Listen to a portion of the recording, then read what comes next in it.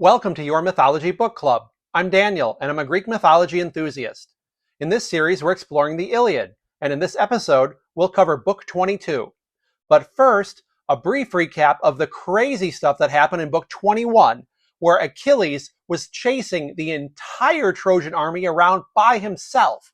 Some of the Trojans were trapped on the plain in a divine obscuring mist cast by Hera to make them easy prey for Achilles later on. The rest of the Trojan army was cornered by Achilles down on the lowlands around the Scamander River, where they jumped into the water, frantic to escape him. This didn't work. He jumped into the water too and killed a whole bunch of them. This did not sit well with the river god Xanthos, whose anger, slowly but surely, boiled over in response to Achilles' killing of Trojans and unnecessary insulting of his divine ability to protect the Trojans. Finally, Xanthos had had enough and swept Achilles up in a maelstrom. Poseidon and Athene gave Achilles the strength to escape, but when Xanthos recruited another river to help him in his struggle against Achilles, Hera stepped in by sending her son Hephaestus to blast the two rivers with volcanic fire. This caused the rivers to capitulate, and it saved Achilles, but it also touched off the duels between the gods, most of which were either comic or disappointing, other than the already mentioned pairing of Hephaestus versus Xanthos. Although Athene versus Ares was also really satisfying, with Athene, of course, winning. By the end of the book, Achilles was back on his feet and chasing those remaining Trojans, those who had been caught in Hera's mist, and Priam feared for the very survival of his army. Apollo designed a ruse to trick Achilles into chasing him around the field in the form of a Trojan warrior named Agenor, a distraction which allowed the remaining Trojan forces to escape Achilles and retreat safely behind the stout city walls.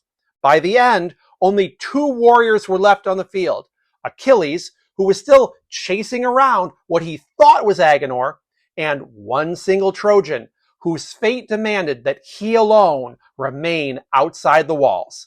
This is where Book 22 opens, the final duel in the last battle book of the Iliad. Hector, deadly fate, bound to abide in his place in front of Ilios and the Scaean gates. Then to the son of Peleus spake Phoebus Apollo, "Wherefore, son of Peleus, pursuest thou me with swift feet, thyself being mortal, and I a deathless god?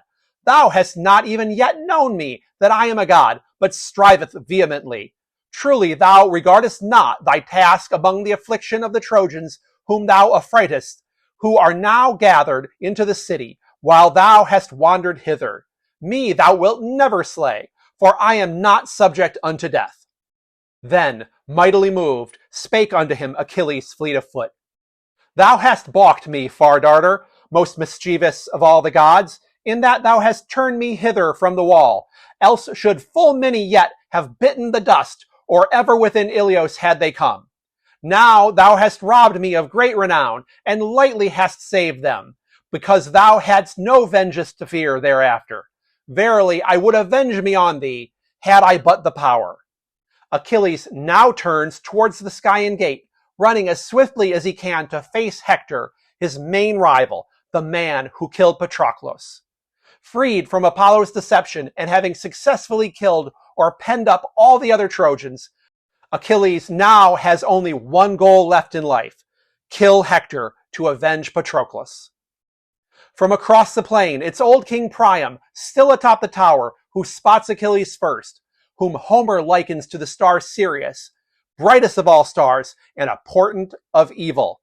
Priam tries to warn his son to flee, to come within the walls, blazing as the star that cometh forth at harvest time. And plain seen his rays shine forth amid the host of stars in the darkness of night, the star whose name men call Orion's dog. Brightest of all is he, yet for an evil sign is he set, and bringeth much fever upon hapless men. Even so, on Achilles' breast, the bronze gleamed as he ran. And the old man cried aloud and beat upon his head with his hands, rising them on high, and with a cry called aloud, beseeching his dear son, for he before the gates was standing, all hot for battle with Achilles. And the old man spake piteously unto him, stretching forth his hands. Hector, beloved son, I pray thee await not this man alone, with none beside thee, lest thou quickly meet thy doom, slain by the son of Peleus, since he is mightier far, a merciless man. I, even now, twain of my children, Lycaon and Polydoros, I cannot see among the Trojans that throng into the fastness, sons whom Laothoe bare me, a princess among women. If they be yet alive amid the enemy's host, then will we ransom them with bronze and gold, for there is store within, for much goods gave the old man famous Altes to his child. If they be dead, then even in the house of Hades shall they be a sorrow to my soul and to their mother, even to us who gave them birth. But to the rest of the folk, a briefer sorrow, if but thou die not by Achilles' hand. Nay, come within the walls, my child, that thou preserve the men and women of Troy, neither give great triumph to the son of Peleus, and be thyself bereft of sweet life. Have compassion also on me, the helpless one, who can still feel, ill-fated, whom the father, Cronos' son, will bring to naught by a grievous doom in the path of old age, having seen full many ills, his sons perishing and his daughters carried away captive, and his chambers laid waste and infant children hurled to the ground in terrible war, and his sons' wives dragged away by the ruinous hands of the Achaeans. Myself then last of all at the street door will ravening dogs tear, when some one by stroke or throw of the sharp bronze hath bereft my limbs of life. Even the dogs I reared in my halls about my table and to guard my door, which then having drunk my blood, maddened at heart, shall lie in the gateway. A young man all beseemeth, even to be slain in war, to be torn by the sharp bronze, and lie on the field. Though he be dead, yet all is honorable to him, whate'er be seen. But when dogs defile the hoary head and hoary beard and the secret parts of an old man slain, this is the most piteous thing that cometh upon hapless men. Priam is desperate for Hector to not stand and fight Achilles, not now and not alone. He fears for his other two sons, whom we know, but he doesn't yet know that Achilles is already slain in the past two books, Polydoros and Lycaon. But Hector is what's holding the Trojan army together. Without Hector, Priam fears that Troy will quickly fall, and Priam fears for himself. While a young man can be glorious on the battlefield, whether alive or bravely slain and lying among the honored dead, an old man's violent death cannot be honorable. In an age of warriors and brutality, those helpless with age cannot hope for an honorable death when a city falls. Priam's only hope for an honorable death is to die as he is now, a great king of a living city. Now, Hector's mother, Hecuba, appears on the tower alongside Priam. She's also frantic, and in a gesture that needs a bit of explaining, she bares her breast to Hector. Culturally, this is to remind her son of his duty to her as the one who nursed him, who provided him with nourishment as an infant. It makes sense objectively, but it's definitely something that was an extreme act, a melodramatic touch, even in ancient times, I'm sure. Hecuba calls out now to her son Hector. Hector, my child, have regard unto this bosom and pity me, if ever I gave thee consolation of my breast. Think of it, dear child, and from this side of the wall drive back the foe, nor stand in front to meet him. He is merciless. If he slay thee, it will not be on a bed that I or thy wife, wooed with many gifts, shall bewail thee, my own dear child, but far away from us, by the ships of the Argives, will swift dogs devour thee. However, Hector is not moved by his parents' pleas. He remains steadfast, standing before the closed gates, and the narrator mentions that he leans his shield against the jutting tower as he thinks to himself, "Ay me, if I go within the gates and walls, Polydamas will be the first to bring reproach against me, since he bade me lead the Trojans to the city during this ruinous night when noble Achilles arose. But I regarded him not, yet surely it had been better far. And now that I have undone the host by my wantonness, I am ashamed before the men of Troy and women of trailing robes, lest at any time some worse man than I shall say, Hector, by trusting his own might, undid the host. So they will speak, then to me would it be better far to face Achilles and either slay him and go home, or myself die gloriously before the city. Or what if I lay down my bossy shield and my stout helm, and lean my spear against the wall, and go of myself to meet noble Achilles, and promise him that Helen, and with her all possessions that Alexandros brought in hollow ships to Troy, the beginning of strife, we will give to the sons of Atreus to take away, and therewithal to divide in half with the Achaeans all else that this city holdeth. And if thereafter I obtain from the Trojans an oath of the elders that they will hide nothing, but divide all in twain, whatever wealth the pleasant city hold within. But wherefore doth my heart debate thus? I might come unto him, and he would not pity or regard me at all, but presently slay me unarmed, as it were but a woman, if I put off my armor. No time is it now to dally with him from oak tree or from rock, like youth with maiden, as youth and maiden hold dalliance with one another. Better is it to join battle with all speed. Let us know upon which of us twain the Olympian shall bestow renown. Hector regrets his hasty decision of the night before, when he had the Trojan army camp in the field, instead of retreating inside the safety of the city walls, as Polydamas had suggested. To Hector at the time, it had seemed a point of pride to remain in the field, but in retrospect, it was clearly a poor decision. When Achilles had stood outside the ruined Greek defenses and gave vent to his rage across the battlefield, emitting a divine light shining like a beacon, and his voice amplified by Athene, clearly it was a warning that today was going to be Achilles' great Aristeia. And so now Hector is ashamed to face the men of Troy, or to even go within the walls, because he knows it was his decision, his rejection of Polydamas' suggestion that they get within the walls then, that's led to the slaughter of today. Briefly, Hector toys with the idea of surrendering to Achilles and to the Greeks and giving them what they came here to Troy demanding in the first place, Helen and her treasure. But he rejects this thought, fearing the possibility that Achilles is in no mood to bargain and would just slay him if he approached unarmed and signaling intent to discuss terms of surrender. And he guessed right in this regard. Achilles would no longer take anything. Not all the treasures of the world would satisfy Achilles now. What Achilles wants is Hector's life, and he's approaching rapidly now to try to take it. In the end, Hector chooses to do what fate has in store for him anyway, to stand now and face Achilles.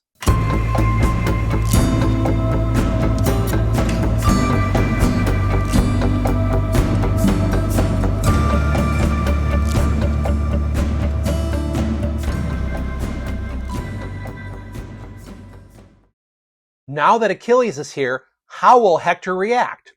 Nigh on him came Achilles, peer of Enyalios, warrior of the waving helm, brandishing from his right shoulder the Peliad ash, his terrible spear. And all around the bronze on him flashed like the gleaming of blazing fire or of the sun as he ariseth. And trembling seized Hector as he was aware of him, nor endured he to abide in his place, but left the gates behind him and fled in fear. And the son of Peleus darted after him, trusting in his swift feet. As a falcon upon the mountains, swiftest of winged things, swoopeth fleetly after a trembling dove, and she before him fleeth.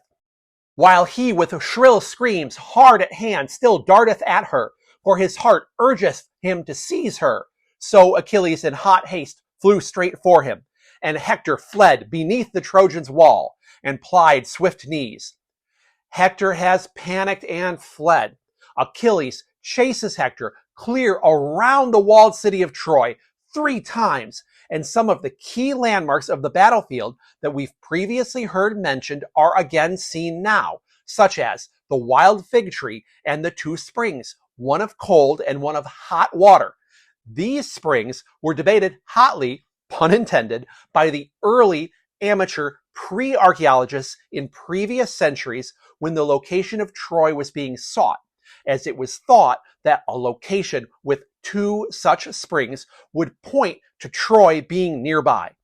In fact, One older book on Troy that I've read, titled Troy, A Study in Homeric Geography by the same Walter Leaf, who's one of the translators of the public domain Iliad that I read from on this podcast.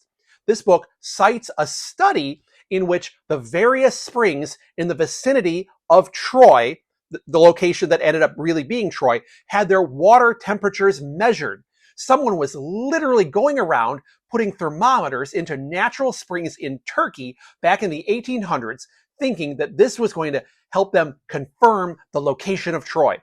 And while no hot springs remain in the real vicinity of Troy now, hot springs could very well have existed there in ancient times.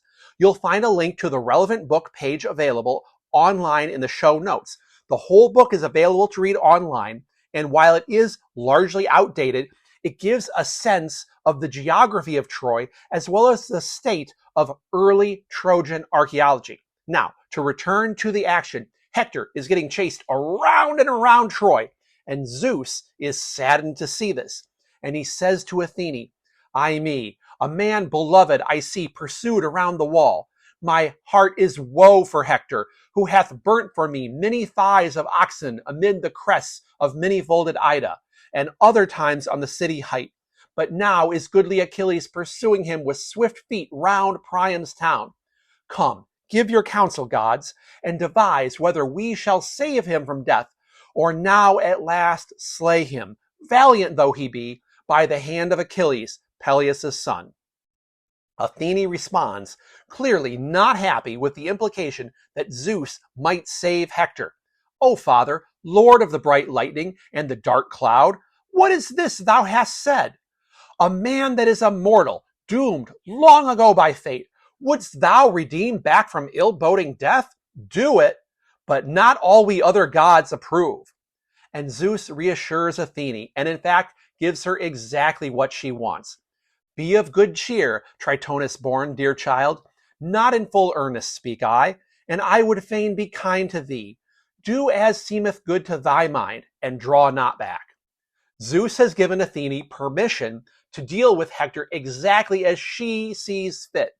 And Athene is, of course, a very pro-Greek god, so expect things to not go well for Hector as Athene darts down from Olympus now toward the battlefield. Meanwhile, the chase continues. Achilles pursuing Hector, running around the city and out across the plain. Hector, at times, leads Achilles under the walls of Troy, hopeful that some Trojan up on the wall can score a hit against Achilles with an arrow or a rock or some other projectile weapon. Then at other times, Achilles gains on Hector and drives Hector out onto the plain where the Greek army awaits.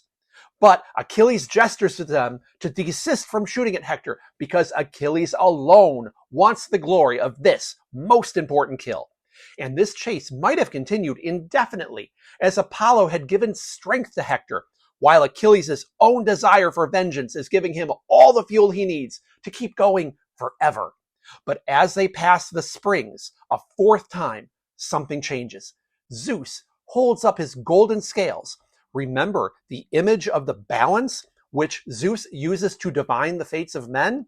And Zeus sees that the side of Hector moves downward now, indicating Hector's fated time has finally arrived. With this, Apollo immediately withdraws his support for Hector, and Athene perceives this, and now she comes to Achilles, saying to him, "Now verily, glorious Achilles, dear to Zeus, I have hope that we twain shall carry off great glory to the ships for the Achaeans, having slain Hector for all his thirst for fight. No longer is it possible for him to escape us, not even though far-darting Apollo should travail sore, groveling before the Father, aegis-bearing Zeus. But do thou now stand and take breath, and I will go and persuade this man to confront thee in fight." Achilles obeys and pauses to catch his breath, while Athene now goes off to see Hector and convince him to stand and fight Achilles.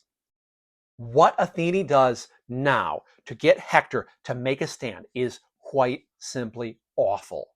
It's dirty. Keep in mind that Hector stayed outside the walls. because he's ashamed to face the men of Troy after his poor decision to keep them in the field the night before, which led to a significant portion of them being killed by Achilles. And then, at the beginning of Book 22, his mother and father were pleading with him publicly from atop the tower to not die and to live and save the city. And since then, once Achilles showed up, Hector just panicked, and he's been getting chased around the city now 4 times by Achilles. Yet not one of the Trojans during all of this has come forward to offer him any help. All of this has been in full view of anyone in the city who cared to stand upon the wall and witness it. He's alone and publicly humiliated. And it's to this Hector, who's experiencing all of this very raw and in real time, that Athene now appears in the guise of Hector's brother Deiphobos. She's disguised as his brother, and in this form, Athene now addresses Hector. Dear brother, verily fleet Achilles doth thee violence, chasing thee round Priam's town with swift feet. But come, let us make a stand, and await him on our defense. Then answered her great Hector of the glancing helm, Deiphobos, verily aforetime wert thou far dearest of my brothers, whom Hecabe and Priam gendered. But now methinks I shall honor thee even more, in that thou hast dared for my sake, when thou sawest me, to come forth of the wall, while the others tarry within. Then to him again spake the bright-eyed goddess Athene, Dear brother, of a truth, my father and lady mother and my comrades around besought me much, entreating me in turn to tarry there. So greatly do they all tremble before him. But my heart within was sore with dismal grief. And now fight we with straight set resolve, and let there be no sparing of spears, that we may know whether Achilles is to slay us and carry our bloody spoils to the hollow ships, or whether he might be vanquished by thy spear. Hector is so relieved and grateful that his brother has come to stand by him in his terrible moment of trial and need, he thinks. In reality, Athene has tricked Hector into standing still and awaiting Achilles' attack. Now Achilles approaches Hector, and what appears to Hector to be his own brother Deiphobos standing next to him. What Achilles sees next to Hector, if anything, isn't exactly clear, but we can gather that Achilles isn't worried and that he expects the support of Athene. To Achilles first spake great Hector of the glancing helm, No longer, son of Peleus, will I fly thee, as before I thrice ran round the great town of Priam, and endured not to await thy onset. Now my heart biddeth me stand up against thee. I will either slay or be slain. But come hither, and let us pledge us by our gods, for they shall be best witnesses and beholders of covenants. I will entreat thee in no outrageous sort, if Zeus grant me to outstay thee, and if I take thy life. But when I have despoiled thee of thy glorious armor, O Achilles, I will give back thy dead body to the Achaeans, and do thou the same. But unto him with grim gaze spake Achilles fleet of foot, Hector, talk not to me, thou madman, of covenants. As between men and lions there is no pledge of faith, nor wolves and sheep can be of one mind, but imagine evil continually against one another. So it is impossible for thee and me to be friends, neither shall any pledge between us until one or the other shall have fallen and glutted with blood Ares, the stubborn god of war. Bethink thee of all thy soldiership. Now behoveth thee to quit thee as a good spearman and valiant man of war.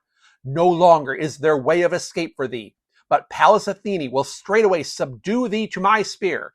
And now in 1 hour shalt thou pay back for all my sorrows for my friends whom thou hast slain in the fury of thy spear. Achilles is the lion and Hector the man. Achilles the wolf and Hector the sheep. And there can be no understanding between the two. I've been saying this for a long time now, that there's nothing left inside Achilles. He is a killing machine, driven only by vengeance. And Achilles himself has just made this point perfectly clear. Now, Achilles casts his great spear at Hector, which Hector sees coming in its flight. Hector stands firm and dodges it. What Hector doesn't see is that behind him, Achilles' spear no sooner lands on the ground than Athene invisibly returns the Pelian ash back to Achilles. Thus, while Hector thinks Achilles will have to resort next to his sword in close combat, in this he will be mistaken. Watch for it. Having seen Achilles miss his shot, Hector is now encouraged, and he calls out to Achilles, "Thou hast missed, so no wise yet, godlike Achilles, hast thou known from Zeus the hour of my doom, though thou thoughtest it. Cunning of tongue art thou, and a deceiver in speech, that fearing thee I might forget my valor and strength. Not as I flee shalt thou plant thy spear in my reins, but drive it straight through my breast as I set on thee, if God hath given thee to do it. Now in thy turn avoid my spear of bronze. Oh, that thou mightst take it all into thy flesh. Then would the war be lighter to the Trojans, if thou wert but dead, for thou art their greatest bane."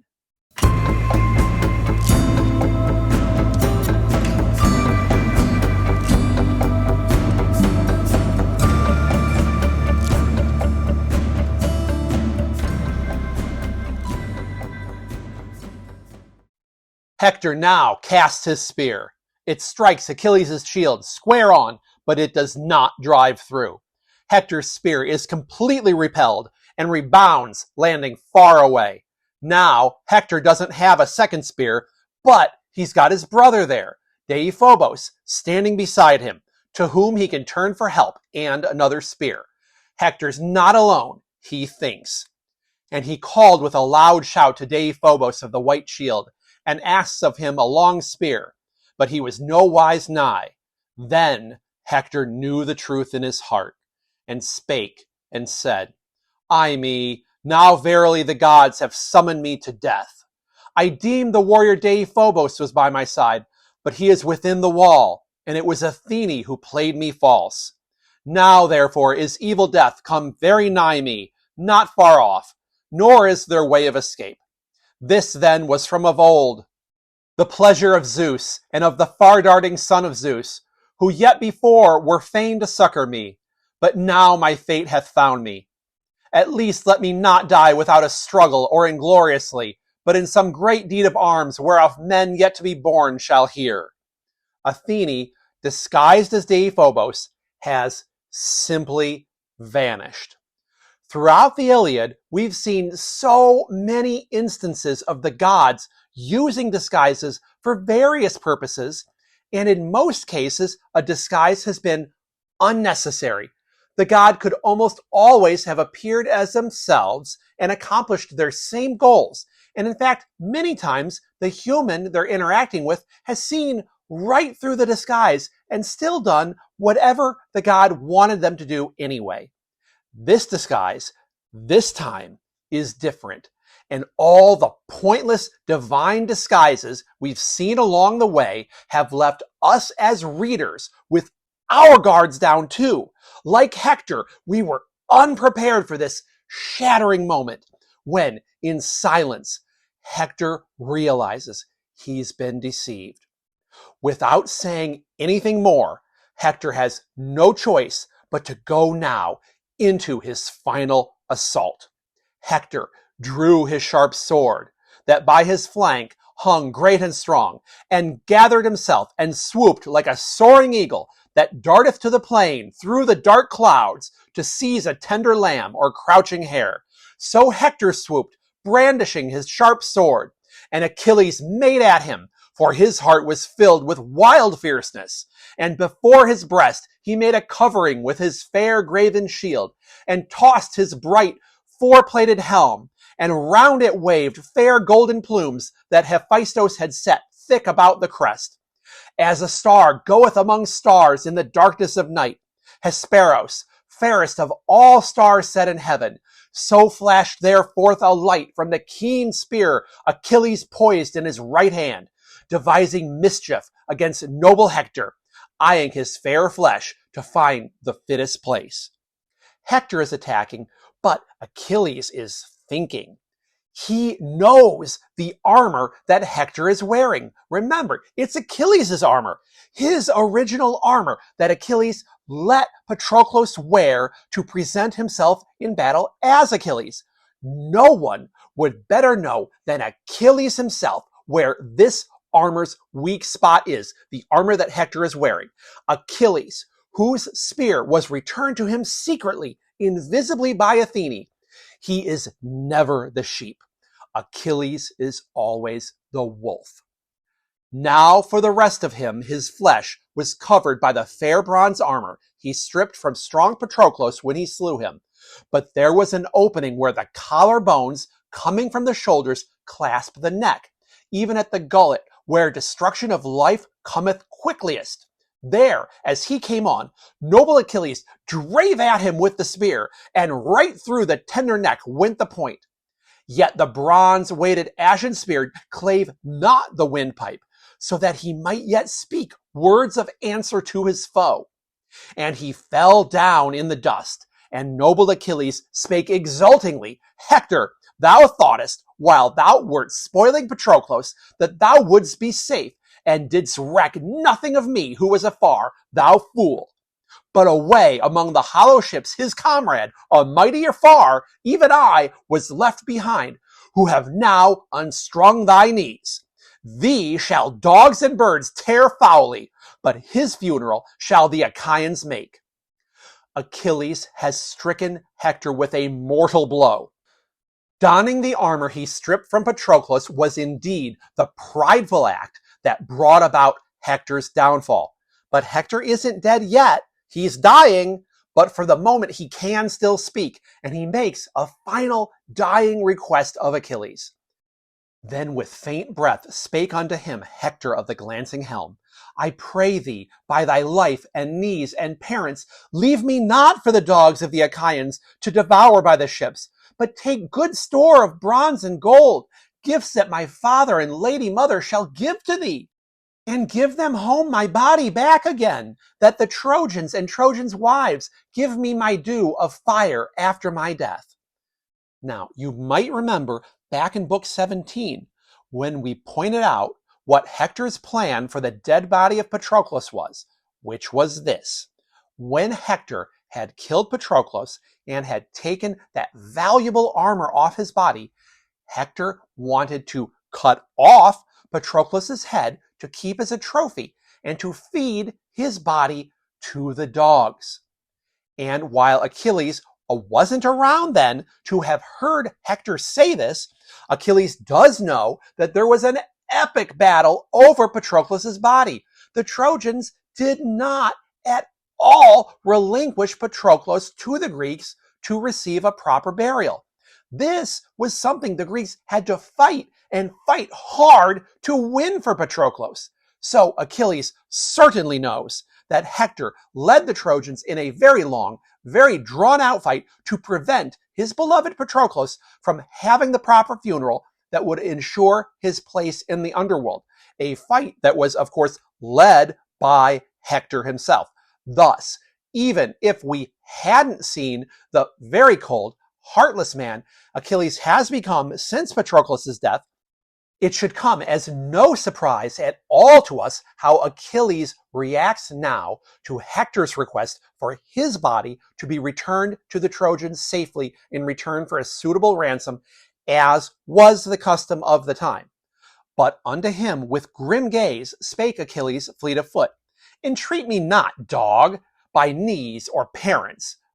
Would that my heart's desire could so bid me myself to carve and eat raw thy flesh, for the evil thou hast wrought in me. As surely is there none that shall keep the dogs from thee, not even should they bring 10 or 20-fold ransom, and here weigh it out, and promise even more. Not even were Priam, Dardanus' son, to bid pay thy weight in gold.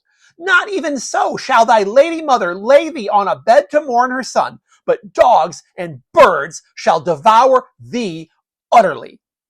Then dying, spake unto him Hector of the glancing helm, Verily, I know thee and behold thee as thou art, nor was I destined to persuade thee. Truly, thy heart is iron in thy breast.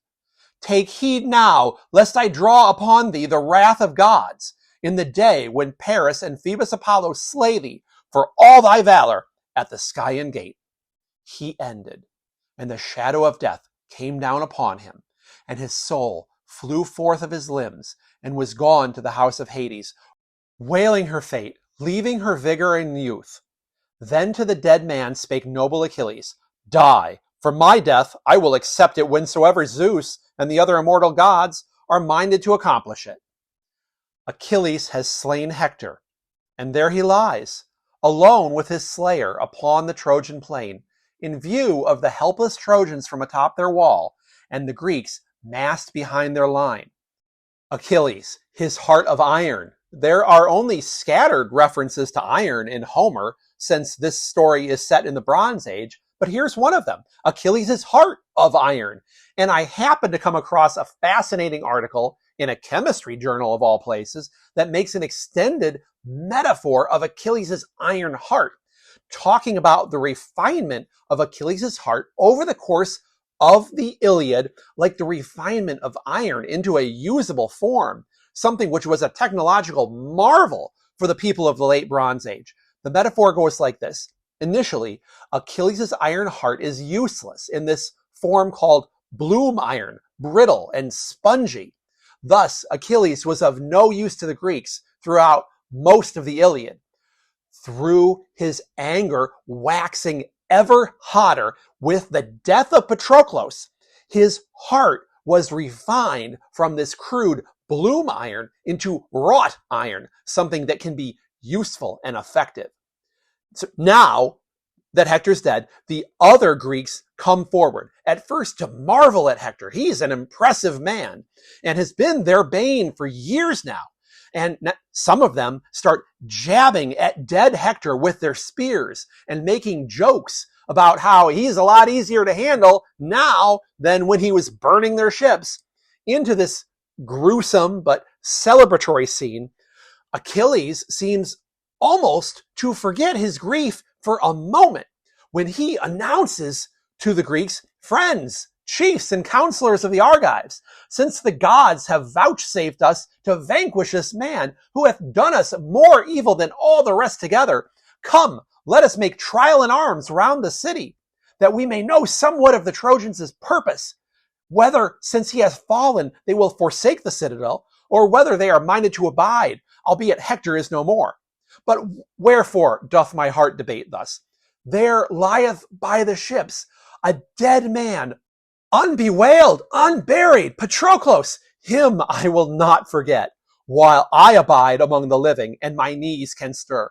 Nay, if even in the house of Hades the dead forget their dead, yet will I, even there, be mindful of my dear comrade. But come, ye sons of the Achaeans, let us now, singing our song of victory, go back to the hollow ships and take with us our foe. Great glory have we won. We have slain the noble Hector, unto whom the Trojans prayed throughout their city, as he had been a god. So you can see how Achilles starts off with the idea that they should press onto the city and see how well the defenders handle themselves now that Hector is dead. This is old Achilles coming through, traditional warrior Achilles with his instincts to pursue the war that we haven't seen in the Iliad. But then you see the moment he remembers Patroclus is dead. Patroclus is still dead. And he changes his mind immediately mid-speech. We must go back to the ships. We must hold the long delayed funeral for Patroclus. And as we'll see next, we must also defile the corpse of Hector. Achilles now devised foul entreatment of noble Hector. The tendons of both feet behind he slit from heel to ankle joint, and thrust therethrough thongs of oxhide, and bound him to his chariot, leaving his head to trail. And when he had mounted the chariot and lifted therein the famous armor, he lashed his horses to speed, and they, nothing loth, flew on. And dust rose around him that was dragged, and his dark hair flowed loose on either side. And in the dust lay all his once fair head. For now had Zeus given him over to his foes to entreat foully in his own native land. Thus was his head all grimed with dust.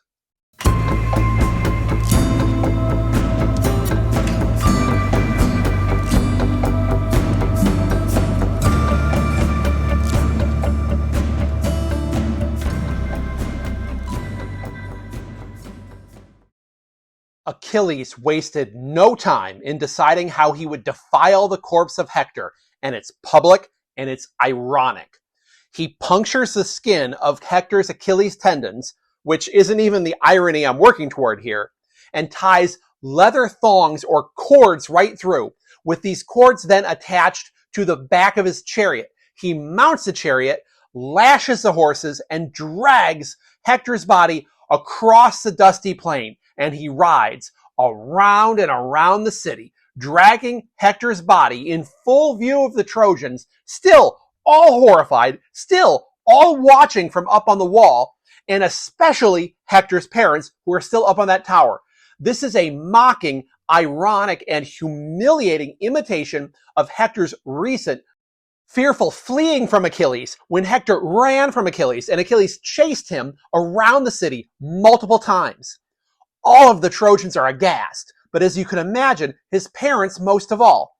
Hecuba, Hector's mother, when she beheld her son, tore her hair and cast far from her her shining veil, and cried aloud with an exceeding bitter cry, and piteously moaned his father. And around them the folk fell to crying and moaning throughout the town. Hecuba is tearing her hair, but Priam, he's almost uncontrollable. Scarcely could the folk keep back the old man in his hot desire to get him forth of the Dardanian gates, for he besought them all, casting himself down in the mire and calling on each man by his name. Hold, friends, and though you love me, leave me to get me forth of the city alone and go unto the ships of the Achaeans. Let me pray this accursed horror-working man, if haply he may shame before his age fellows and pity an old man. He also hath a father such as I am, Peleus, who begat and reared him to be a bane of Trojans, and most of all to me hath he brought woe. So many sons of mine hath he slain in their flower, yet for all my sorrows, for the rest I mourn them all less than this one alone, for whom my sharp grief will bring me down to the house of Hades, even Hector. Would that he had died in my arms, then we would have wept and wailed our fill, his mother who bore him to her ill hap, and I myself. Priam, elderly as he is, wants the people of Troy to release him, to let him go to Achilles alone and beg for the return of Hector's body. This is a burning desire within him. He cannot tolerate his son's body being so mistreated, and it feels to him that his grief right now, a man who has known much grief in his life, this grief will kill him. And while the people are able to stop Priam from running off to Achilles, for now, Priam does not let this desire fade. However, he is a grieving father on a mission. We will return to Priam before the Iliad is over. Count on it. Meanwhile, the narrator lets us know that Hector's wife, Andromache, hasn't yet heard the news of her husband's death, and the scene now shifts to Andromache within her home, where she's weaving something. The translations differ on what garment and even what color it is. It's a purple web in Langleaf and Myers, a red folding robe in Lattimore, a red double cloak in Green, and a double width purple tapestry in Klein. Anyway, from within her home, Andromache hears the screams of the people. She doesn't know what's happened, but she already has a premonition. Now she hears Hecuba's voice among those screaming, and Andromache now feels weak, and her weaving tool, the shuttle, falls from her hand. Andromache calls to her maids, "Come, two of ye, this way with me, that I may see what deeds are done. It was the voice of my husband's noble mother that I heard, and in my own breast my heart leapeth to my mouth, and my knees are numbed beneath me. Surely some evil thing is at hand against the children of Priam. Would that such word might never reach my ear, yet terribly I dread, lest noble Achilles have cut off bold Hector from the city by himself, and chased him to the plain, and ere this ended his perilous pride that possessed him. For never would he tarry among the throng of men, but ran out before them far, yielding place to no man in his hardihood. She's somehow seen in her own anxious mind exactly what's happened, up to Hector being cut off alone with Achilles outside the walls. But it's so much worse than just that, Andromache. Our hearts go out to her as she now runs out of the house, through the city, and up onto the wall, where all the other Trojan royals are crowding. Her innumerable sisters-in-law, the wives of Priam's many sons, and Priam's many daughters too, many of whose husbands have already died. And now Andromache sees him. Down on the plain, she sees her Hector being dragged across the battlefield behind Hector's chariot. It's unmistakably him. Remember how the Greeks marveled at how huge Hector was? And that's definitely his long, dark hair trailing in the dirt, despite the clouds of dust being kicked up by the horse's hooves. Andromache faints and is caught by the crowd around her. Once she comes to, she laments loudly to those around her.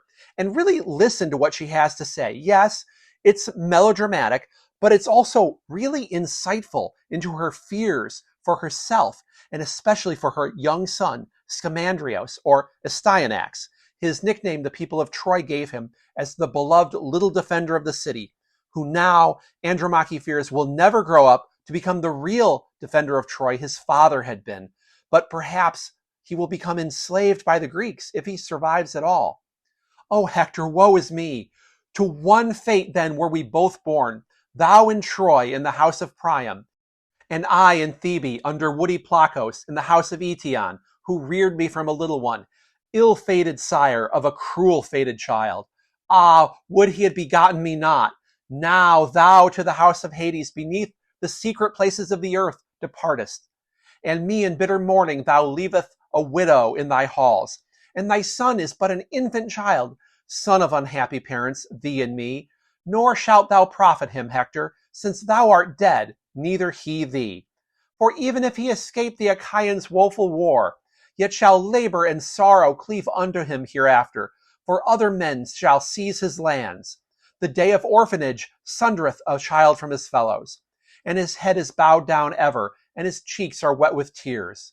And in his need the child seeketh his father's friends, plucking this one by the cloak, and that by coat. And one of them that pity him holdeth his cup a little to his mouth, and moisten his lips, but his palate he moistens not. And some child unorphaned thrusteth him from the feast with blows and taunting words. Out with thee! No father of thine is at our board. Then weeping to his widowed mother shall he return, even Astyanax, who erst upon his father's knee ate only marrow and fat flesh of sheep. And when sleep fell on him and he ceased from childish play, then in bed in his nurse's arms he would slumber softly nested, having satisfied his heart with good things. But now that he hath lost his father, he will suffer many ills. Astyanax, that name the Trojans gave him, because thou only wert the defense of their gates and their long walls. But now by the beaked ships, far from thy parents, shall coiling worms devour thee when the dogs have had their fill. As thou liest naked, yet in these halls lieth raiment of thine, delicate and fair, wrought by the hands of women. But verily all these will I consume with burning fire, to thee no profit, since thou wilt never lie therein. Yet that this be honor to thee from the men and the women of Troy. The women around Andromache, her innumerable sisters-in-law, join her in lamenting Hector and in fearing for their own futures and the future of their children, left now without the great defender of Troy. This ends Book 22. And for the first time, the very future of Troy begins to come into serious doubt to its citizens. But remember, the Iliad is the story of Achilles' wrath, merely set in the Trojan War. Our focus isn't on the future of Troy, which was covered in other epics of the ancient world. For the rest of the Iliad, we'll continue following the story of Achilles and his wrath, next time with Book 23, the penultimate book of the Iliad. This will contain, of course, the unresolved question of Hector's remains, and the funeral of Patroclus, a very important step for Achilles. Book 23 also has, not something we'd expect in our modern culture, the funeral games for Patroclus, yes, athletic competitions among the Greeks in honor of their dear dead, an important cultural practice. 23 is one of my favorite books, and once we get to the games, it lightens the mood a bit in preparation for the stirring human beauty of the final book. Till next time, this has been Daniel with Your Mythology Book Club. Thanks for listening.